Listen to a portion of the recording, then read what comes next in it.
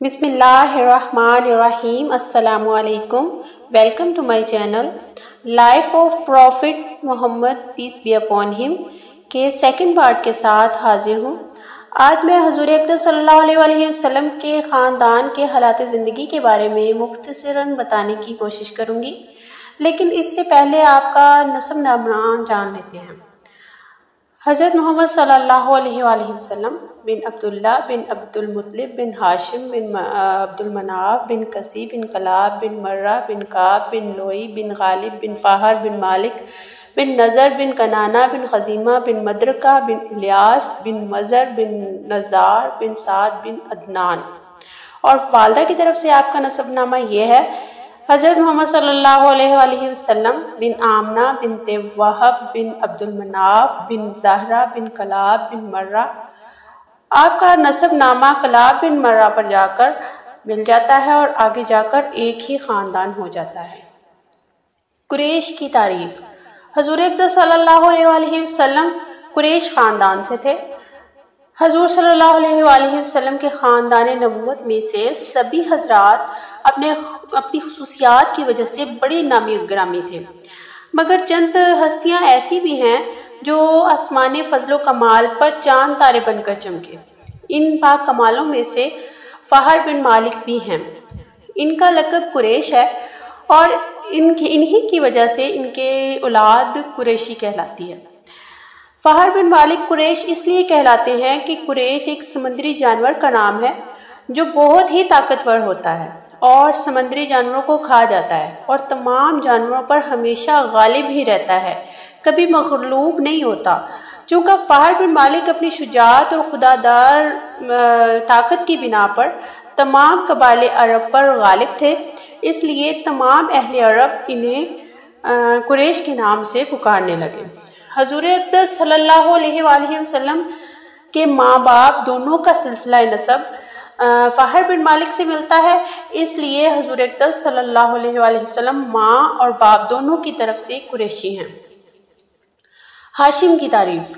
حضور اقدس صلی اللہ علیہ وآلہ وسلم کے پردادا ہاشم بڑی شان و شوکت کے مالک تھے. ان کا اصلی نام عمرو تھا. انتہائی بہادر، بے حد سخی اور اعلیٰ درجے کے مہمان نواز تھے. ایک سال عرب میں بہت قحط پڑ گیا اور لوگ دانے دانے کو محتاج ہو گئے، تو یہ ملک شام سے خشک روٹیاں خرید کر حج کے دنوں میں مکہ پہنچے اور روٹیوں کا چورا کر کے اونٹ کے گوشت کے شوربے میں سرید بنا کر تمام حاجیوں کو پیٹ بھر کر کھلایا. اس دن سے لوگ ان کو ہاشم یعنی روٹیوں کا چورا کرنے والا کہنے لگے. چونکہ ہاشم عبد المناف کے سب لڑکوں میں سے بڑے اور باصلاحیت تھے، اس لیے عبد المناف کے بعد کعبہ کے متولی اور سجادہ نشین ہوئے. بہت حسین اور خوبصورت تھے. جب جوان ہوئے تو ان کی شادی مدینہ میں قبیلہ خزرج کے ایک سردار عمرو کی صاحبزادی سے ہوئی جس کا نام سلمہ تھا، اور ان میں سے پھر عبد المطلب پیدا ہوئے اور وہ مدینہ میں ہی اپنے ننہال میں ہی پیدا ہوئے. چونکہ ہاشم 25 سال کی عمر پا کر ملک شام کے راستہ میں انتقال کر گئے تھے، تو اس لیے عبد المطلب مدینہ ہی میں اپنے نانا کے گھر پلے بڑھے، اور جب 7 یا 8 سال کے ہوئے تو مکہ آ کر اپنے خاندان والوں کے ساتھ رہنے لگے. حضرت عبد المطلب. حضور اقدس صلی اللہ علیہ وآلہ وسلم کے دادا کا نام شیبہ ہے، یعنی حضرت عبد المطلب کا اصلی نام شیبہ ہے. یہ بڑے ہی نیک اور عابد و زاہد تھے. غار حرا میں کھانا پانی لے جاتے اور کئی دن اللہ کی عبادت میں مصروف رہتے. رمضان شریف کے مہینہ میں اکثر غار حرا میں اعتکاف کرتے اور رسول کریم صلی اللہ علیہ وآلہ وسلم کا نور نبوت ان کی پیشانی میں چمکتا تھا اور ان کے جسم سے مشک کی خوشبو آتی تھی.